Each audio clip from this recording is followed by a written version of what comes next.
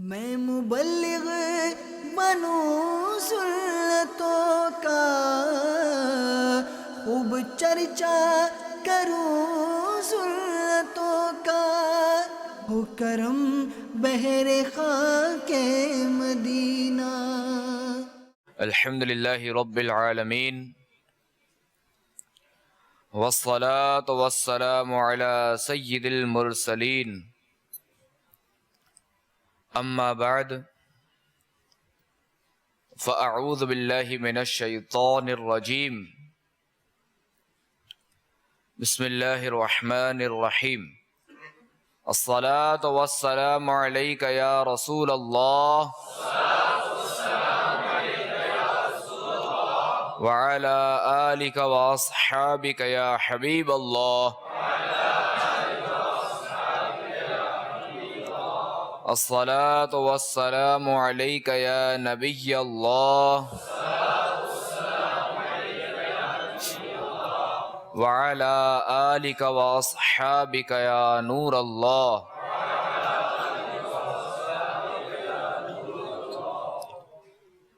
رحمت عالم نور مجسم صلی اللہ تعالی علیہ وآلہ وسلم کا فرمان شفاعت نشان ہے، جو مجھ پر روز جمعہ درود شریف پڑھے گا میں قیامت کے دن اس کی شفاعت کروں گا۔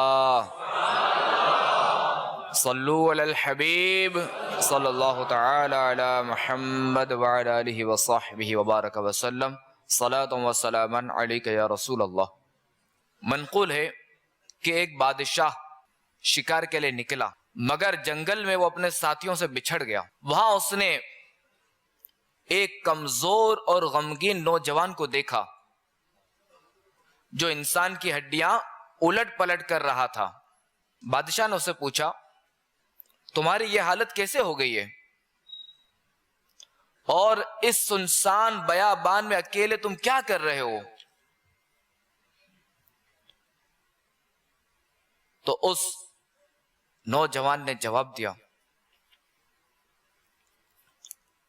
میرا یہ حال اس وجہ سے ہے کہ مجھے طویل سفر درپیش ہے، دو موکل دن اور رات کی صورت میں میرے پیچھے لگے ہوئے ہیں اور مجھے خوف زدہ کر کے آگے کو دوڑا رہے ہیں، یعنی جو بھی دن اور رات گزرتے ہیں وہ مجھے موت سے قریب کرتے چلے جا رہے ہیں۔ میرے سامنے تنگ و تاریک تکلیف و بھری قبر ہے،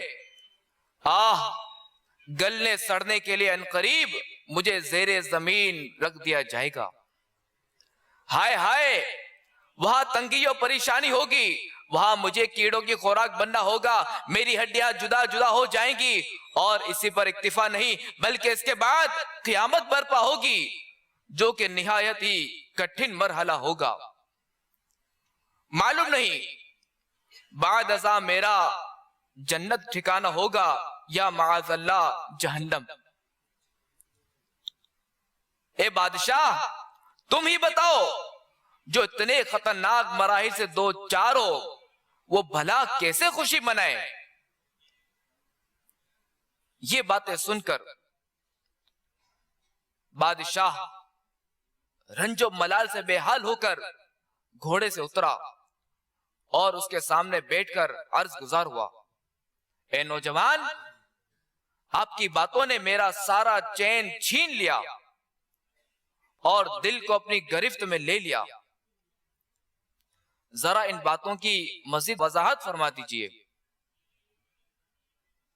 تو اس نوجوان نے کہا، یہ میرے سامنے جو ہڈیاں جمع ہیں جو تم اسے دیکھ رہے ہو، یہ ایسے بادشاہوں کی ہڈیاں ہیں جنہیں دنیا نے اپنی زینت میں الجھا کر فریب میں مبتلا کر دیا تھا۔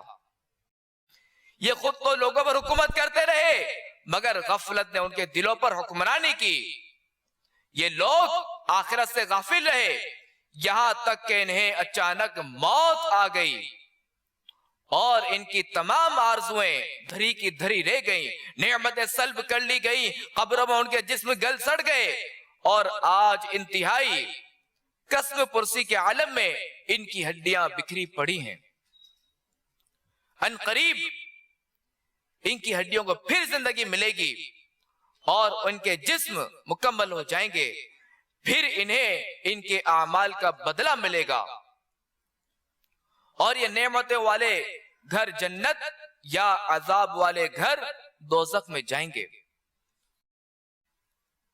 اتنا کہنے کے بعد وہ نوجوان، وہ کمزور ترین نوجوان بادشاہ کی نگاہوں سے اوجھل ہو گیا، غائب ہو گیا، اور معلوم ہی نہیں کہ کہاں چلے گیا۔ اور ادھر بادشاہ کے خدام جب ڈھونڈتے ہوئے پہنچے تو بادشاہ کا چہرہ اداس اور اس کی آنکھوں سے آنسو ٹپک رہے تھے۔ جب رات آئی تو بادشاہ نے اپنا شاہی لباس اتارا اور 2 چادریں جسم پر ڈال کر عبادت کے لیے جنگل کی طرف نکل گیا۔ پھر اس کا پتہ نہ چلا کہ کہاں گیا۔ اللہ تبارک و تعالی کی ان سب پر رحمت اور ان کے صدقے ہماری بے حساب مغفرت ہو۔ میٹھے میٹھے اسلامی بھائیوں اور مدنی چینل کے ناظرین، اس حکایت میں سفر آخرت کی طوالت اور اس میں پیش آنے والی حالت کا کس قدر رقت انگیز بیان ہے، اور پراسرار مبلغ نے بادشاہوں کی ہڈیاں سامنے رکھ کر قبر و حشر کی جو منظر کشی کی وہ واقعی عبرتناک ہے۔ اور قبر و حشر کا معاملہ نہایت ہولناک ہے، مگر اس سے پہلے موت کا مرحلہ بھی انتہائی کربناک ہے۔ اس میں نزا کی سختیوں، ملک الموت علیہ السلام کو دیکھنا اور برے خاتمے کے خوف جیسے انتہائی ہوش ربا معاملات ہیں۔ چنانچہ امیر المؤمنین حضرت سیدنا عمر فاروق اعظم رضی اللہ تعالی عنہ نے تابعی بزرگ حضرت سیدنا کعب الاحبار رضی اللہ تعالی عنہ سے فرمایا، اے کعب، ہمیں موت کے بارے میں بتاؤ۔ حضرت سیدنا کعب الاحبار علیہ رحمت اللہ الغفار نے عرض کی، موت اس ٹہنی کی مانند ہے جس میں کثیر کانٹے ہو اور اسے کسی شخص کے پیٹ میں داخل کیا جائے، اور جب ہر کانٹا ایک ایک رگ میں پیوست ہو جائے، پھر کوئی کھینچنے والا اس شاخ کو زور سے کھینچے تو وہ کانٹے دار ٹہنی کچھ گوشت کے ریشے وغیرہ ساتھ لے آئے اور باقی چھوڑ دے۔ حضرت علی المرتضی شیر خدا کرم اللہ تعالی وجہہ الکریم رائے خدا میں لڑنے کی ترغیب دلاتے ہوئے فرماتے، اگر تم شہید نہیں ہوگے تو مر جاؤ گے، اس ذات کی قسم جس کے قبضہ قدرت میں میری جان ہے کہ تلوار کی 1000 ضربے بھی میرے نزدیک بستر پر مرنے سے آسان ہے۔ ایک روایت میں کہ حضرت سیدنا ابراہیم خلیل اللہ علیہ نبینا علیہ السلام نے ملک الموت علیہ السلام سے فرمایا، کیا تم مجھے وہ صورت دکھا سکتے ہو جس سے کسی گناہگار کی روح قبض کرتے ہو؟ ملک الموت علیہ السلام نے عرض کی، آپ علیہ السلام سہ نہیں سکیں گے۔ حضرت سیدنا ابراہیم خلیل اللہ علیہ نبینا علیہ السلام نے فرمایا، کیوں نہیں، میں دیکھ لوں گا۔ تو انہوں نے کہا، تو آپ مجھ سے الگ ہو جائیے۔ ملک الموت علیہ السلام نے کہا، عرض کی کہ آپ مجھ سے الگ ہو جائیے۔ حضرت سیدنا ابراہیم علیہ السلام الگ ہو گئے۔ پھر جب ادھر متوجہ ہوئے تو ملاحظہ فرمایا کہ کالے کپڑوں میں ملبوس ایک سیاہ فام شخص ہے جس کے بال کھڑے ہیں، بدبو آ رہی ہے، اس کے منہ اور نتنوں سے آگ اور دھواں نکل رہا ہے۔ یہ دیکھ کر حضرت ابراہیم علیہ السلام پر بے ہوشی طاری ہو گئی۔ جب ہوش آیا تو ملک الموت علیہ السلام اپنی اصلی حالت پر آ چکے تھے۔ تو آپ علیہ نبینا علیہ السلام نے فرمایا، اے ملک الموت، موت کے وقت صرف تمہاری صورت دیکھنا ہی گناہگار کے لیے بہت بڑا عذاب ہے۔ میٹھے میٹھے اسلامی بھائیوں اور مدنی چینل کے ناظرین،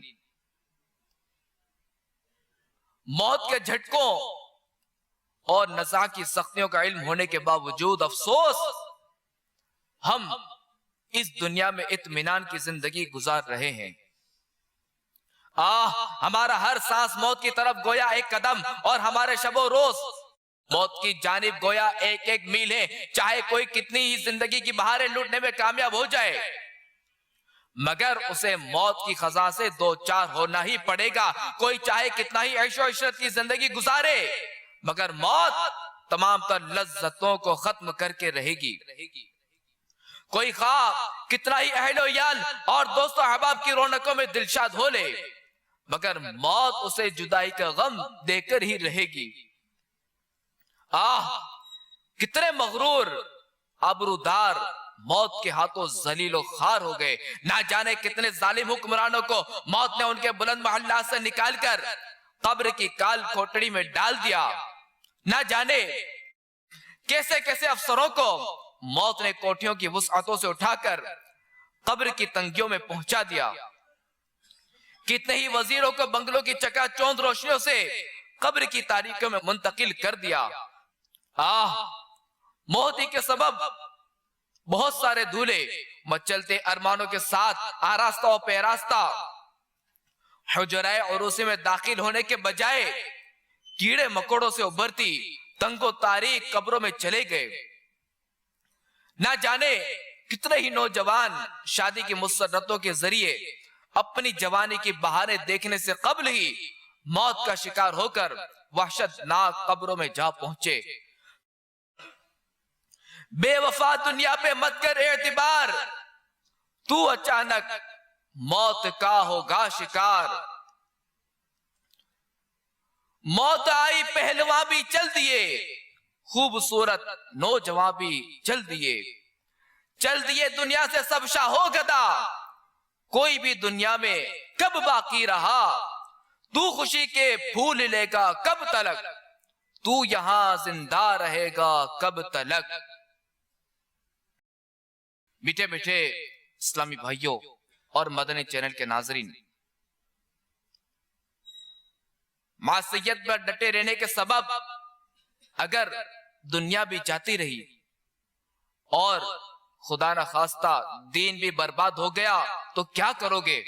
اللہ تبارک و تعالی پارہ 17 سورۃ الحج کی 45ویں آیت میں ارشاد فرماتا ہے فَكَأَيٍّ مِّن قَرْيَةٍ أَهْلَكْنَاهَا وَهِيَ ظَالِمَةٌ فَهِيَ خَاوِيَةٌ عَلَىٰ عُرُوشِهَا وَبِئْرٍ مُّعَطَّلَةٍ وَقَصْرٍ مَّشِيدٍ۔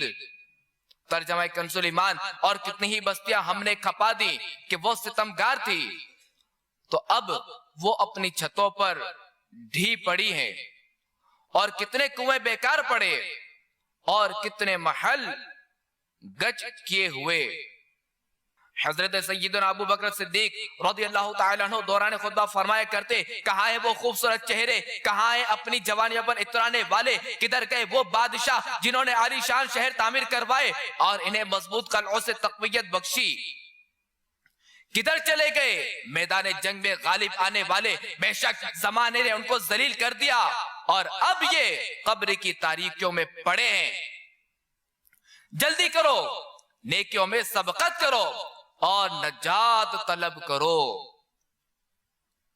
میٹھے میٹھے اسلامی بھائیوں اور مدنی چینل کے ناظرین، امیر المؤمنین حضرت سیدنا صدیق اکبر رضی اللہ تعالی عنہ ہمیں قبر کی تاریکیوں کا احساس دلا کر خواب غفلت سے بیدار فرما رہے ہیں کہ شدت موت سہنا، تاریکی گور، اس کی وحشت، کیڑے مکوڑوں کی خوراک بننا، ہڈیوں کا بوسیدہ ہو جانا، تا قیامت قبر میں پڑے رہنا اور حشر و حساب اعمال، ان تمام معاملات کو جاننے کے باوجود غفلت کی چادر تان کر سوئے رہنا یقیناً تشویشناک ہے۔ حضرت سیدنا ذو النورین جامع القرآن عثمان غنی رضی اللہ تعالی عنہ جب کسی قبر کے قریب کھڑے ہوتے تو اس قدر روتے کہ آپ رضی اللہ تعالی عنہ کی داڑھی مبارک تر ہو جاتی۔ آپ سے اس بارے میں استفسار کیا گیا، سوال کیا گیا کہ آپ رضی اللہ تعالی عنہ جنت و دوزخ کے تذکرے پر اتنا نہیں روتے، مگر جب کسی قبر کے قریب کھڑے ہوتے ہیں تو اس قدر گریہ وزاری فرماتے ہیں. اس کا کیا سبب ہے؟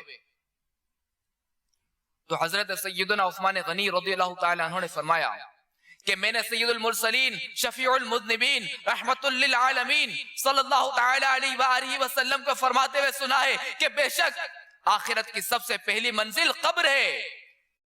قبر والے نے اس سے نجات پائی تو بعد کا معاملہ آسان ہے، اور اگر اس سے نجات نہ پائی تو بعد کا معاملہ زیادہ سخت ہے.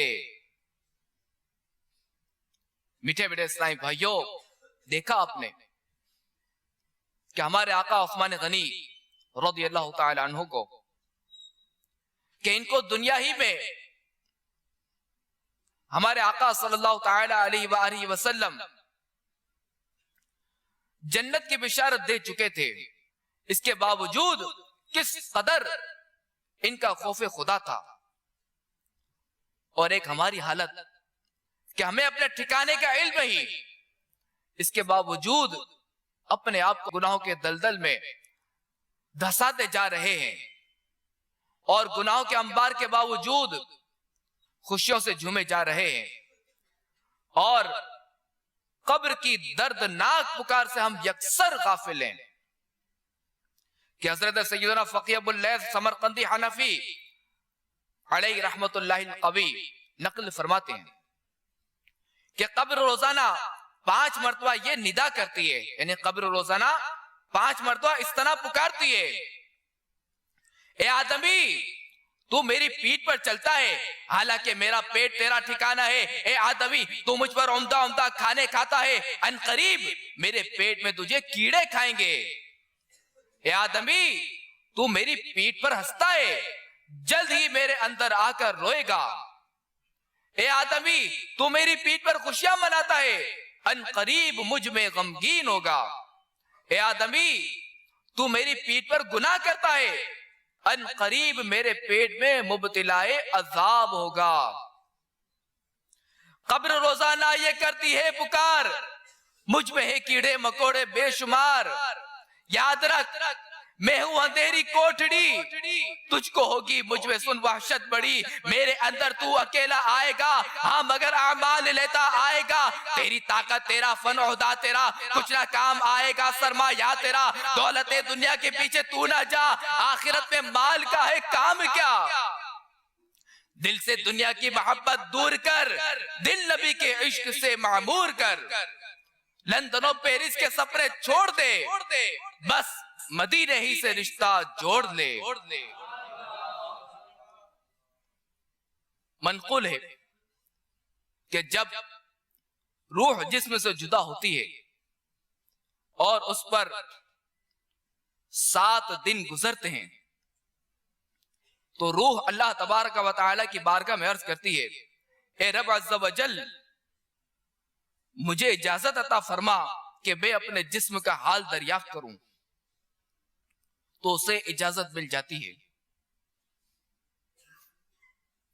پھر وہ اپنی قبر کی طرف آتی ہے، اسے دور سے دیکھتی اور اپنے جسم کو ملاحظہ کرتی ہے کہ وہ جسم متغیر ہے، یعنی بدلا ہوا ہے، اور اس کے نتھروں، منہ، آنکھوں اور کانوں سے پانی روا ہے. وہ اپنے جسم سے کہتی ہے، بے مثال حسن و جمال کے بعد اب تو اس حال میں ہے. یہ کہہ کر روح چلی جاتی ہے.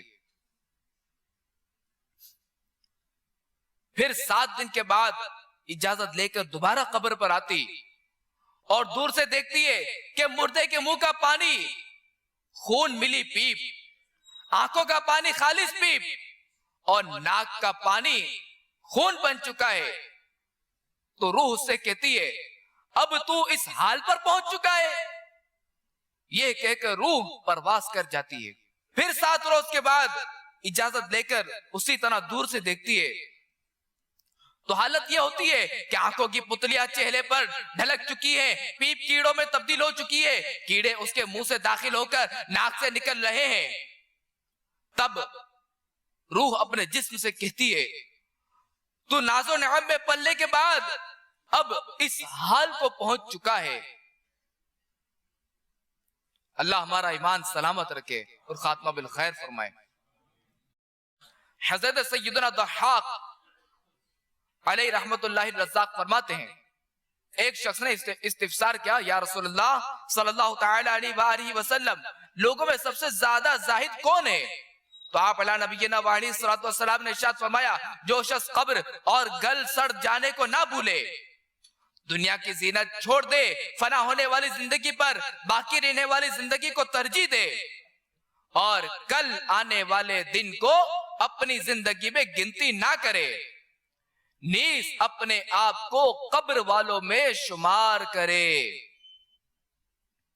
حضرت سیدنا عبداللہ بن مسعود رضی اللہ تعالیٰ عنہ فرمایا کر دے، بے شک تم گردش ایام میں ہو اور موت اچانک آ جائے گی، جس نے بھلائی کا بیج بویا ان قریب وہ امید کی فصل کاٹے گا، اور جس نے برائی کاشت کی جلد ہی ندامت کی کھیتی پائے گا۔ ہر کاشتکار کے لیے اسی کی کھیتی ہے۔ میٹھے میٹھے اسلامی بھائیوں اور مدنی چینل کے ناظرین، واقعی عقل مند وہی ہے جو موت سے قبل موت کی تیاری کرتے ہوئے نیکیوں کا ذخیرہ اکٹھا کر لے اور سنتوں کا مدنی چراغ لے کر قبر میں جائے اور یوں قبر کی روشنی کا انتظام کر لے، ورنہ قبر ہرگز یہ لحاظ نہ کرے گی کہ میرے اندر کون آیا، امیر ہو یا فقیر، وزیر ہو یا اس کا مشیر، حاکم ہو یا محکوم، افسر ہو یا چپراسی، سیٹ ہو یا ملازم، ڈاکٹر ہو یا مریض، ٹھیکیدار ہو یا مزدور۔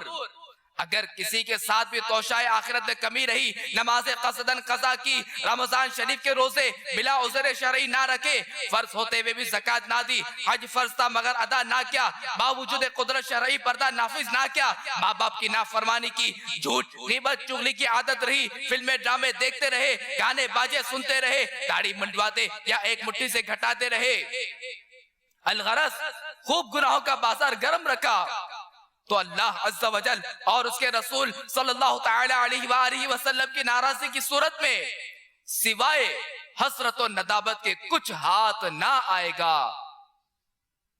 جبکہ جس نے اللہ تبارک و تعالی کو راضی کر لیا، جس کے بہت سے طریقے ہیں، جن میں سے یہ بھی ہے کہ جس نے فرائض کے ساتھ ساتھ نوافل کی بھی پابندی کی، رمضان مبارک کے علاوہ نفل روزے بھی رکھے، کوچا کوچا گلی گلی نیکی کی دعوت کی دھومیں بچائی، قرآن کریم کی تعلیم نہ صرف خود حاصل کی بلکہ دوسروں کو بھی دی، چوک درس دینے میں ہچکچاہٹ محسوس نہ کی، گھر درس جاری کیا، سنتوں کی تربیت کے مدنی قافلوں میں باقاعدگی سے سفر کرنے کے ساتھ ساتھ دیگر مسلمانوں کو بھی اس کی ترغیب دی، روزانہ مدنی انعامات کا رسالہ پر کر کے ہر مدنی ماہ اپنے ذمہ دار کو جمع کروایا، اللہ عز و جل اور اس کے پیارے رسول صلی اللہ تعالی علیہ وآلہ وسلم کے فضل و کرم سے ایمان سلامت لے کر دنیا سے رخصت ہوا، تو انشاءاللہ عز و جل اس کی قبر میں حشر تک رحمتوں کا دریا موجے مارتا رہے گا اور نور مصطفیٰ کے چشمے لہراتے رہیں گے،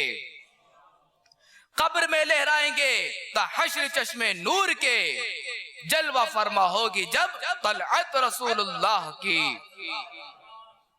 صلو علی الحبیب صلی اللہ تعالی علی محمد وعلی آلہ وصحبہ وبارک وسلم۔ تو اے میٹھے میٹھے اسلامی بھائیوں،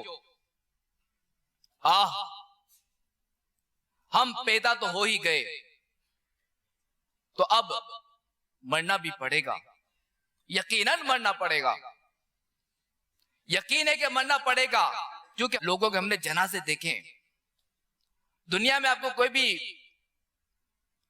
پردادا شاید کسی کا مل جائے، مگر پردادا کا پردادا آپ کو نظر نہیں آئے گا۔ کسی بھی گھر میں آپ چلے جائیں تو آپ کو یہی ملے گا کہ ہمارے فلاں رشتہ دار کا انتقال ہوا ہے، ہمارے والد کا انتقال ہوا، ہمارے دادا کا انتقال ہوا، ہمارے پردادا کا انتقال ہوا، اوپر تک لے جائے ہر ایک کا انتقال ہی ہوا ہے، تو کوئی گھر ایسا نہیں ہے کہ جسے موت واقع نہ ہو۔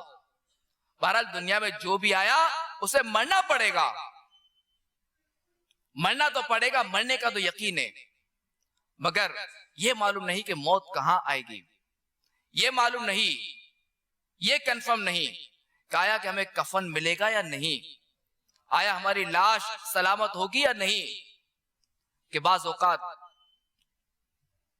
شیر کھا جاتا ہے، بعض اوقات ایسا حادثہ ہوتا ہے کہ جسم کے ٹکڑے ٹکڑے ہو جاتے ہیں۔ بہرحال ہم اللہ تعالیٰ سے عافیت طلب کرتے ہیں، اللہ تعالیٰ ہمارا ایمان سلامت رکھے اور ہمارا خاتمہ بالخیر فرمائے۔ تو میٹھے میٹھے اسلام بھائیوں، اب جب ہم دنیا میں آ گئے تو ہمیں مرنا تو پڑے گا، مگر ہاں ہم گناہگاروں کا کیا بنے گا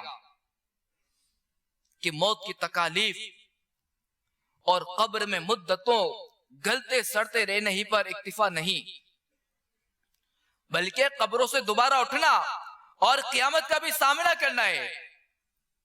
اور قیامت کا دن سخت ہولناک ہے اور اس میں کئی دشوار گزار گھاٹیاں ہیں۔ تو اے میرے میٹھے میٹھے اسلامی بھائیوں، قیامت کے بھیانک منظر کا تصور جمانے کی کوشش کیجئے۔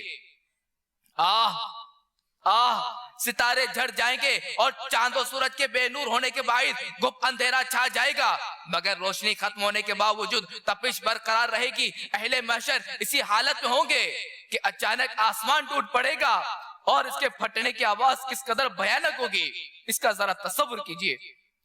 پہاڑ دھلی ہوئی روئی کی طرح اڑ جائیں گے اور لوگ ایسے ہوں گے جیسے پھیلے ہوئے پتنگے، کوئی کسی کا پرسان حال نہ ہوگا، بھائی بھائی سے آنکھ نام ملائے گا، دوست دوست سے منہ چھپائے گا، بیٹا باپ سے پیچھا چھڑائے گا، شوہر بیوی کو دور ہٹائے گا اور بیٹا ماں کا بوجھ نہ اٹھائے گا۔ الغرض کوئی بھی کسی کے کام نہ آئے گا۔ سنو سنو، دل کے کانوں سے سنو، 30 پارے کی سورۃ القاریہ میں قیامت کی اس طرح منظر کشی کی گئی ہے۔ بسم اللہ الرحمن الرحیم۔ القاریہ ما القاریہ وما ادراک ما القاریہ یوم یکون الناس کالفراش المبثوث وتکون الجبال کالعہن المنفوش فاما من ثقلت موازینہ فهو فی عیشۃ راضیہ واما من خفت موازینہ فَأُمُّهُ هَاوِيَةٌ وَمَا أَدْرَاكَ مَا هِيَهْ نَارٌ حَامِيَةٌ۔ ترجمہ کنز الایمان، اللہ کے نام سے شروع جو نہایت مہربان رحم والا، دل دہلانے والی۔ کیا وہ دہلانے والی؟ اور تو نے کیا جانا دہلانے والی؟ جس دن آدمی ہوں گے جیسے پھیلے پتنگے اور پہاڑ ہوں گے جیسے دھن کی اون، تو جس کی تولے بھاری ہوئی وہ تو من ماتے عیش میں ہے، اور جس کی تولے ہلکی پڑی وہ نیچا دکھانے والی گود میں ہے۔ اور تو نے کیا جانا کیا نیچا دکھانے والی؟ ایک آگ شعلے مارتی۔ حضرت سیدنا فضیل بن عیاض رحمت اللہ تعالی علیہ فرماتے ہیں کہ بروز قیامت ماں اپنے بیٹے سے ملے گی اور کہے گی، اے بیٹے، کیا تو میرے پیٹ میں نہ رہا؟ کیا تو نے میرا دودھ نہ پیا؟ بیٹا عرض کرے گا، اے میری ماں، کیوں نہیں؟ اس پر ماں کہے گی، بیٹا، میرے گناہوں کا بوجھ بہت بھاری ہے، اس میں سے تو صرف ایک گناہ ہی اٹھا لے۔ تو بیٹا کہے گا، میری ماں، مجھ سے دور ہو جا، مجھے اپنی فکر لاحق ہے، میں تیرا یا کسی اور کا بوجھ نہیں اٹھا سکتا۔ میٹھے میٹھے اسلامی بھائیوں اور مدنی چینل کے ناظرین، ان تکلیفوں کے علاوہ بھوکے پیاسے رہنے اور حساب و کتاب کی تکالیف کا بھی سامنا کرنا ہوگا۔ وہاں پر عرش کے سائے کے علاوہ کوئی سایہ نہ ہوگا، جو مقربین ہوں گے انہی کو سایہ نصیب ہوگا۔ ان کے علاوہ لوگ سورج کی گرمی میں سسکتے بلکتے ہوں گے، کثرت ازدحام کے باعث ایک دوسرے کو دھکے دے رہے ہوں گے، نیز گناہوں کی ندامت، سانسوں کی حرارت، سورج کی تمازت اور خوف و دہشت کے سبب پسینہ بہہ کر زمین پر 70 گز تک جذب ہو جائے گا۔ پھر لوگوں کے گناہوں کے مطابق کسی کے ٹخنوں، کسی کے گھٹنوں، بعضوں کے سینوں اور بعضوں کے کانوں کی لو تک چڑھے گا، اور کوئی بدنصیب تو اس پہ ڈبکیاں کھا رہا ہوگا۔ چنانچہ حضرت سیدنا عبداللہ بن عمر رضی اللہ تعالی عنہما سے روایت ہے کہ اللہ تبارک و تعالی کے محبوب صلی اللہ تعالی علیہ وآلہ وسلم نے پارہ 30 سورۃ المطففین کی 6 آیت کریمہ تلاوت فرمائی۔ یوم یقوم الناس لرب العالمین، ترجمہ کنز الایمان، جس دن سب لوگ رب العالمین کے حضور کھڑے ہوں گے۔ پھر فرمایا، قیامت کے دن بعض لوگوں کا پسینہ اس قدر ہوگا کہ نصف یعنی آدھے کانوں تک پہنچ جائے گا. اور ایک روایت میں یوں ہے کہ نبی کریم رؤوف الرحیم صلی اللہ تعالی علیہ وآلہ وسلم نے فرمایا قیامت کے دن سورج زمین سے قریب ہو جائے گا تو لوگوں کا پسینہ بہے گا. بعض لوگوں کا پسینہ ان کی ایڑیوں تک، بعض کا آدھی پنڈلیوں تک، بعض کا گھٹنوں تک، کچھ کا رانوں تک، کچھ لوگوں کا کمر تک، اور کچھ کا کاندھوں تک، اور کچھ کا گردن تک، اور کچھ کا منہ تک پہنچے گا. آپ علیہ الصلوۃ والسلام نے اپنے دستے مبارک سے اشارہ فرمایا کہ وہ ان کو لگام دے گا اور بعض کو پسینہ ڈھانپ لے گا. اور آپ علیہ الصلوۃ والسلام نے اپنے ہاتھ مبارک کو سر انور پر رکھا. سرکار مدینہ صلی اللہ تعالی علیہ وآلہ وسلم نے پارہ 30 سورۃ المطففین کی 6 آیت کریمہ تلاوت فرمائی. یوم یقوم الناس لرب العالمین، ترجمہ کنز ایمان، جس دن سب لوگ رب العالمین کے حضور کھڑے ہوں گے. پھر فرمایا تمہارا کیا حال ہوگا جب اللہ تعالی تم سب کو 50,000 سال والے یعنی قیامت کے دن جمع فرمائے گا جیسے ترکش میں تیر جمع کیے جاتے ہیں، پھر تمہاری طرف نظر نہیں فرمائے گا. حضرت سیدنا حسن بصری علیہ رحمت اللہ القوی فرماتے ہیں تمہارا اس دن کے بارے میں کیا خیال ہے جب لوگ 50,000 سال کی مقدار اپنے قدموں پر کھڑے ہوں گے، اس میں نہ تو ایک لقمہ کھانے کو ملے گا اور نہ ہی ایک گھونٹ پانی ملے، حتیٰ کہ جب پیاس سے ان کی گردنیں لٹک جائیں گی اور بھوک سے ان کے پیٹ جل جائیں گے تو انہیں جانب دوزخ لے جا کر کھولتا ہوا پانی پلایا جائے گا. تھک ہا کر باہم کلام کریں گے کہ آؤ اللہ کی بارگاہ میں کسی کو سفارش کے لیے درخواست کریں. اس طرح وہ انبیاء کرام علیہ السلام کی طرف رخ کریں گے، مگر وہ جس نبی علیہ السلام کی بارگاہ میں حاضری دیں گے وہ انہیں فرمائیں گے مجھے میرے حال پر چھوڑ دو، مجھے میرے اپنے معاملے نے دوسروں سے بے نیاز کر دیا ہے. نیز عذر کریں گے کہ اللہ تعالیٰ نے آج سخت غضب فرمایا ہے کہ اس قدر غضب اس سے پہلے کبھی نہ فرمایا اور نہ کبھی آئندہ فرمائے گا. حتیٰ کہ محبوب رب العزت، تاجدار رسالت، نبی رحمت، شفیع امت صلی اللہ تعالی علیہ وآلہ وسلم جن کی اجازت ملے گی ان کی شفاعت فرمائیں گے. کہیں گے اور نبی اذهبوا الی غیری، میرے حضور کے لب پر انا لہا ہوگا. میٹھے میٹھے اسلامی بھائیوں اور مدنی چینل کے ناظرین، قیامت کی ہولناکیوں اور اہل محشر کی تکلیفوں کی تو یہ ایک جھلک ہے، اور یہ پریشانیاں بھی حساب و کتاب اور جہنم کے عذاب سے پہلے ہیں. ذرا غور تو کیجئے کہ آج اگر ذرا سی گرمی بڑھ جائے تو ہم تڑپ اٹھتے ہیں، اگر بجلی چلی جائے تو اندھیرے میں ہم پر وحشت طاری ہو جاتی ہے، ایک وقت کے کھانے میں تاخیر ہو جائے تو بھوک سے نڈال ہو جاتے ہیں، شدت پیاس میں پانی نہ ملے تو سسک جاتے ہیں، گرمیوں میں حبس ہو جائے یعنی ہوا چلنا رک جائے تو بے قرار ہو جاتے ہیں، سورج کی تپش کے سبب پسینے کی کثرت ہو تو بل بلا اٹھتے ہیں، ٹریفک جام ہو جائے تو بیزار ہو جاتے ہیں، آنکھ میں اگر گرد کا ذرہ پڑ جائے تو بے چین ہو جاتے ہیں، والد صاحب ڈانٹ دے تو بری طرح جھیپ جاتے ہیں، استاد جھڑک دے تو سہم جاتے ہیں. اگر نماز قضا کرنے کے سبب آگ کا عذاب دے دیا گیا تو کیا کرو گے؟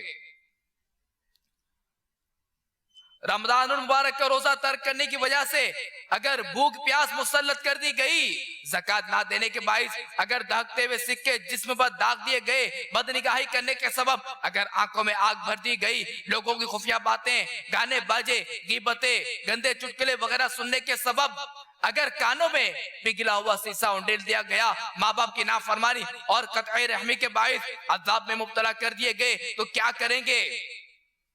اب بھی وقت مان جائیے، قیامت کی راحت اور مصطفیٰ جان رحمت صلی اللہ تعالی علیہ وآلہ وسلم کی شفاعت کے حصول کے لیے سچے دل کے ساتھ گناہوں سے توبہ کر لیجئے. کر لے توبہ، رب کی رحمت ہے بڑی، قبر میں ورنہ سزا ہوگی کڑی. میٹھے میٹھے اسلامی بھائیوں، قیامت کے 50,000 سالہ دن میں جہاں کفار ناقابل برداشت تکالیف سے دوچار ہوں گے، وہاں مومنین پر جھوم جھوم کر رحمتیں برس رہی ہوں گی۔ چنانچہ رسول اللہ صلی اللہ تعالی علیہ وآلہ وسلم کا فرمان باقرینہ ہے، اس ذات پاک کی قسم جس کے قبضہ قدرت میں میری جان ہے، یہ قیامت کا دن مومن پر آسان ہوگا، حتیٰ کہ دنیا میں فرض نماز کی ادائیگی سے بھی تھوڑا وقت معلوم ہوگا۔ میٹھے میٹھے اسلامی بھائیوں، اگر اسی طرح غفلت بھری زندگی گزار کر دنیا سے رخصت ہو گئے اور گناہوں کے باعث اللہ عز و جل اور اس کے پیارے رسول صلی اللہ تعالی علیہ وآلہ وسلم ناراض ہو گئے اور اگر ایمان برباد ہو گیا تو خدا کی قسم سخت پچھتاوا ہوگا۔ چنانچہ قرآن پاک میں سورۃ النازعات کی آیت نمبر 34 تا 41 میں فرمایا جا رہا ہے، ترجمہ کنز الایمان، پھر جب آئے گی وہ عام مصیبت سب سے بڑی، اس دن آدمی یاد کرے گا جو کوشش کی تھی، اور جہنم ہر دیکھنے والے پر ظاہر کی جائے گی، تو وہ جس نے سرکشی کی اور دنیا کی زندگی کو ترجیح دی تو بے شک جہنم ہی اس کا ٹھکانہ ہے، اور وہ جو اپنے رب عز و جل کے حضور کھڑے ہونے سے ڈرا اور نفس کو خواہش سے روکا تو بے شک جنت ہی ٹھکانہ ہے۔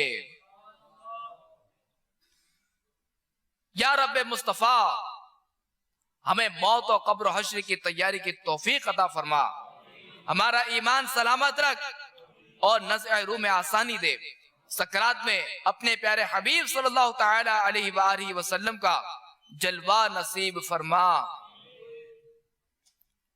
نزع کے وقت مجھے جلوہ محبوب دکھا، نزع کے وقت مجھے جلوہ محبوب دکھا،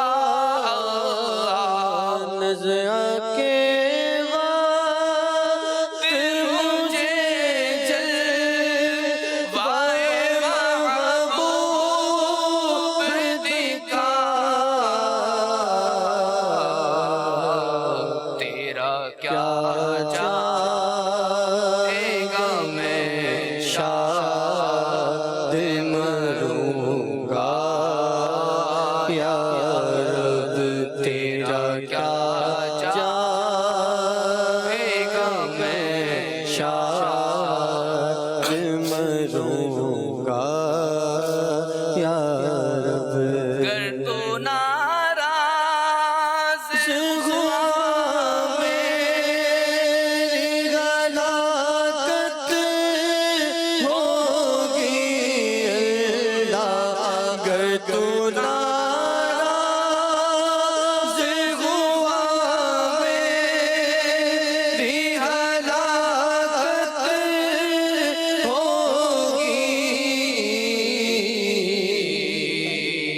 ہائے میں نارے جہنم میں جلوں گا یا رب، ہائے میں نارے جہنم میں جلوں گا، قبر میں نہ محمد کے نظارے ہوں گے اللہ، قبر میں نہ محمد کے نظارے ہوں گے، تک کے سے میں ہر ہوں گا یا رب، تک کے سے میں ہر ہوں گا یا رب، گر تیرے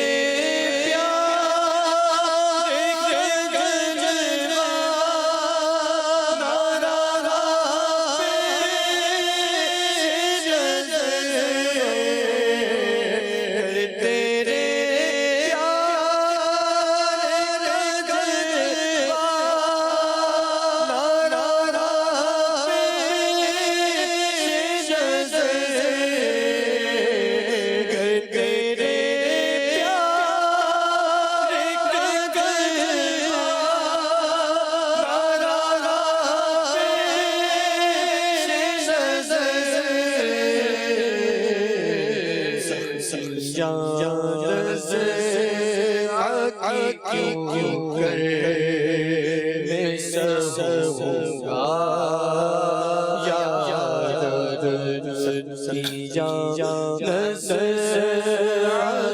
کیوں کر میں سہوں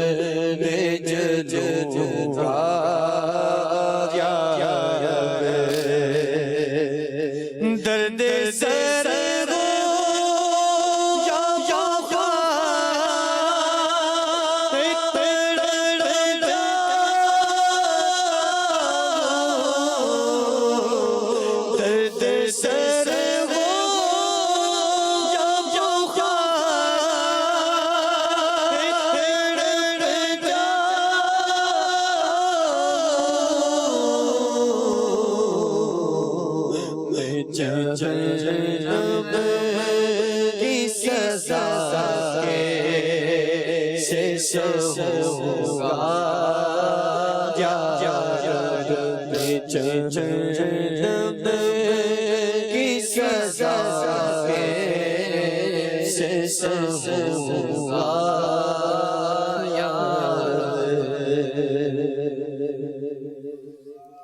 یا اللہ ہمارا ایمان سلامت رکھ، یا اللہ ہمارا خاتمہ بالخیر فرما۔ میٹھے اسلام بھائیوں، واقعی مرنا تو ہے، ہمیں دنیا سے جانا ہے، تو کیوں نہ ہم اس دنیا میں رہتے ہوئے اپنی قبر کی تیاری کر لیں، آخرت کی تیاری کر لیں۔ اور واقعی عقل مند شخص وہی ہے کہ جو جہاں جتنا رہنا ہے اتنی تیاری وہاں کے لیے، اور جتنا زیادہ رہنا ہے اتنی تیاری وہاں کے لیے کرے۔ تو ہمیں دنیا میں تھوڑا سا رہنا ہے، اور جبکہ آخرت میں زیادہ رہنا ہے، تو ہمیں اس کی تیاری کرنی ہے آخرت کی۔ تو آئیے نیت کیجئے کہ آج کے بعد میری کوئی نماز قضا نہیں ہوگی۔ اگر اب تک جو نمازیں قضا ہوئی ہیں تو ان کا حساب لگا کر قضا کر لیجئے، اور اللہ تبارک و تعالی سے توبہ بھی کر لیجئے۔ اور قضا عمری کا طریقہ جاننے کے لیے نماز کے احکام میں رسالہ موجود ہے، قضا نمازوں کا طریقہ۔ اسی طرح اگر رمضان کے روزے بھی چھوڑیں تو اس کی بھی نیت کر لیجئے کہ آج کے بعد ہم رمضان کا روزہ نہیں چھوڑیں گے، اور اب تک جتنے روزے چھوڑے ہیں ان کی بھی قضا کر لیجئے، اور اب تک جو جو گناہ کیے ہیں سب گناہوں سے توبہ کر لیجئے کہ اللہ تبارک و تعالی کی رحمت بہت بڑی ہے۔ کہ روایتوں میں آتا ہے کہ التائب من الذنب کمن لا ذنب لہ، کہ گناہوں سے توبہ کرنے والا ایسا ہے کہ جیسا کہ اس نے گناہ کیا ہی نہیں۔ تو رب تعالیٰ کی رحمت بہت بڑی ہے، وہ کریم ہے، وہ رحیم ہے، وہ تواب ہے، وہ توبہ قبول فرمانے والا ہے۔ تو آئیے اس کی بارگاہ میں توبہ کیجئے، اپنے گناہوں سے توبہ کیجئے، اور آئندہ اپنی زندگی نیکیوں کے مطابق، سنتوں کے مطابق گزارنے کی کوشش کیجئے۔ اور واقعی عافیت اسی میں کہ ہم اپنی زندگی اللہ و رسول عز و جل صلی اللہ تعالی علیہ وآلہ وسلم کے اطاعت میں گزاریں، ان کی فرما برداری میں گزاریں، اور رسول اللہ صلی اللہ تعالی علیہ وآلہ وسلم کی اتباع میں گزاریں، یعنی انہوں نے جو کام کیے وہ کام کرتے ہوئے ہم گزاریں، یعنی ان کے طریقوں پر چلتے ہوئے، ان کی سنتوں پر عمل کرتے ہوئے اپنی زندگی گزاریں، کہ اسی میں دونوں جہاں کی بھلائیاں نصیب ہوں گی انشاءاللہ۔ اللہ تبارک و تعالی سے دعا ہے کہ اللہ تعالی ہمیں نیکیاں کرنے، نیکی کی دعوت پھیلانے، برائیوں سے بچنے اور دوسروں کو بچانے کی توفیق عطا فرمائے۔ لگے ہاتھ تو یہ بھی عرض کر دوں کہ ہمیں خود بھی نیکیاں کرنی ہے، ہمیں خود بھی نیک کام کرنے ہیں، ہمیں خود بھی گناہوں سے بچنا ہے، اور گناہوں سے توبہ کرنی ہے، اور اس کے ساتھ ساتھ دوسرے مسلمان بھائیوں کو بھی نیکیاں کروانی ہے۔ ہمیں خود بھی نماز پڑھنی ہے، دوسرے مسلمان بھائیوں کو بھی نمازی بنانا ہے، ہمیں خود بھی سنتوں پر عمل کرنا ہے، اور اپنے مسلمان بھائیوں کو بھی سنتوں کا عامل بنانا ہے۔ تو ہمیں نیکی کی دعوت عام کرنی ہے، ہمیں سنتیں عام کرنی ہے، ہمیں سنتوں کا مبلغ بننا ہے۔ تو آئیے، یہ بھی کوئی مشکل کام نہیں،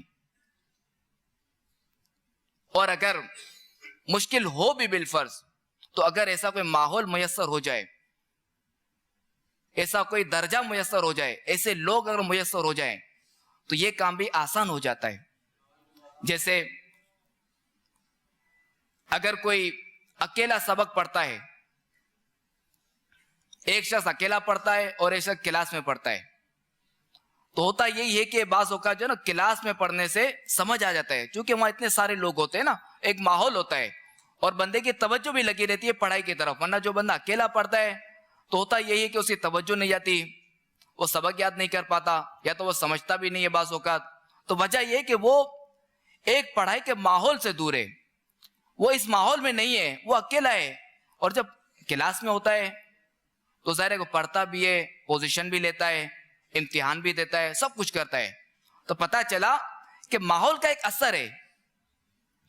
تو بندہ جس ماحول میں اپنے آپ کو ڈھال لے، جس ماحول میں رہتا ہے تو اس ماحول کا اثر اس پر ضرور آتا ہے. اور حدیث پاک میں بھی یہ کہ صحبت مؤثرہ، کہ صحبت جو وہ اثر رکھتی ہے.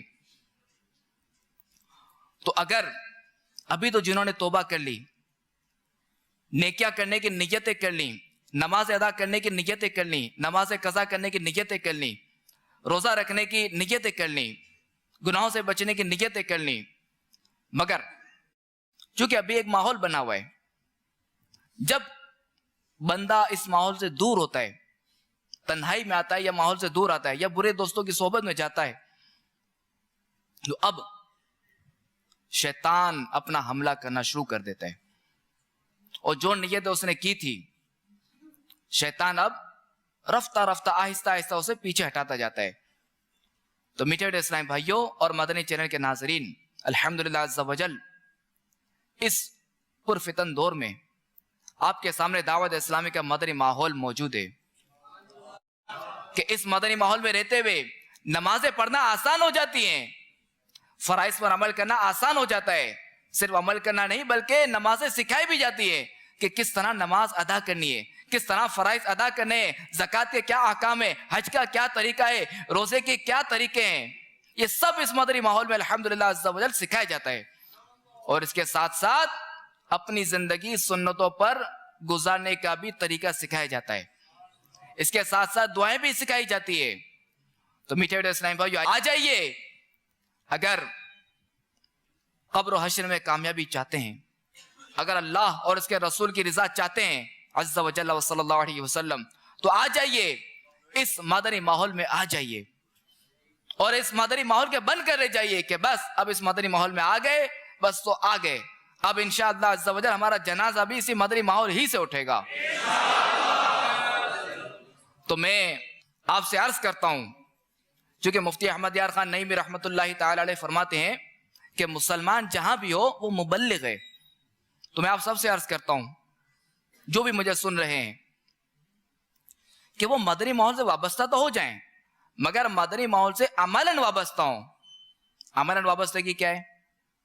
یعنی مدنی ماحول کی کوئی بھی ذمہ داری لے لیں، کیونکہ ذمہ داری ایک استقامت کا ذریعہ ہے. کیونکہ جب ہم نے اپنی قبر روشن کرنی ہے، جب ہمیں آخرت میں ہم بآسانی پار کر لیں، بآسانی قیامت میں ہمارے لیے آسانی ہو، تو ظاہر ہمیں اچھے ماحول میں رہنا پڑے گا، ہمیں اچھوں کی صحبت میں رہنا پڑے گا. اور جب ہم اچھے ماحول میں رہیں گے تو سنتوں پر عمل کرنا آسان ہوگا، نیکیوں پر عمل کرنا آسان ہوگا، نمازیں پڑھنا آسان ہوگا. تو اب یہ ہے کہ جب ذمہ داری ہوگی نا، تو ذمہ داری استقامت کا ایک ذریعہ ہے. تو جو اسلام بھائی جن کے پاس کوئی ذمہ داری نہیں ہے، وہ آج نیت کر لیجئے کہ ہم انشاءاللہ عز و جل اس مدنی ماحول میں 12 مدنی کاموں میں سے کسی بھی ایک کام کی تو کم از کم ضرور ذمہ داری لیں گے. اور ایک مدنی کام ہے جو کہ سب سے آسان بھی ہے لینا، تو ظاہر ہے کہ بڑی سے بڑی ذمہ داری لینی چاہیے، اللہ توفیق دے. ایک مدنی کام، مدنی درس. سب سے 12 مدنی کاموں میں سے سب سے آسان مدنی کام کیا ہے؟ مدنی درس. کہ اس میں دیکھیں امیر اہل سنت دامت برکاتہم العالیہ نے درس دینے کا طریقہ بھی لکھ دیا ہے کہ درس کس طرح دینا ہے. اچھا، درس کے بعد کس طرح دعا کرانی ہے یہ بھی اسے لکھا ہوا ہے کہ کیا دعا میں کیا جملے کہنے، وہ پوری یعنی پوری دعا لکھی ہوئی ہے. اور اگر کوئی دیکھ کر اگر دعا کرے تو کوئی حرج نہیں، کر سکتا ہے. تو آپ نیت کر لیجئے کہ جو اسلام میں اب تک درس نہیں دیتے تو نیت کر لیجئے کہ ہم انشاءاللہ عز و جل روزانہ مدنی درس دیں گے انشاءاللہ. اور یہ خیال رہے کہ جہاں آپ کے ذمہ دار کہیں نا وہاں درس دینا ہے. کیونکہ تنظیم ہے نا، نظم و ضبط ایک تحریک ہے، یہ ایک تنظیم ہے، نظم و ضبط ہے اس میں. اب چونکہ ذمہ دار کو معلوم ہوگا کہ کہاں مسجد خالی ہے، درس دینے والے سے خالی ہے. دوسرا ہے کہ ذمہ دار کو معلوم ہوگا کہ کہاں درس دینا ہے، کہاں نہیں دینا، اور کس طرح دینا ہے، کس طرح نہیں دینا. اور ذمہ دار زیادہ جانتا ہے کہ کس کی کہاں ڈیوٹی لگانی ہے، کس کی کہاں ذمہ داری لگانی ہے. تو جو ذمہ دار کہے نا ان کے فرمان پر عمل کرتے ہوئے مدنی درس اور جو بھی 12 مدنی کام ہے نا، یا جو بھی ذیلی مشاورت نگران بنائے ذمہ دار، بس اس پر آپ عمل کریں، انشاءاللہ آپ دیکھیں انشاءاللہ بیڑا پار ہوگا انشاءاللہ۔ اللہ تبارک و تعالی ہمیں عمل کرنے کی توفیق عطا فرمائے، آمین بجاہ النبی الامین صلی اللہ تعالی علیہ وآلہ وسلم۔ صلو علی الحبیب صلی اللہ تعالی علیہ وسلم۔ میں مبلغ بنوں سنتوں کا، خوب چرچا کروں سنتوں کا، ہو کرم بہر خاک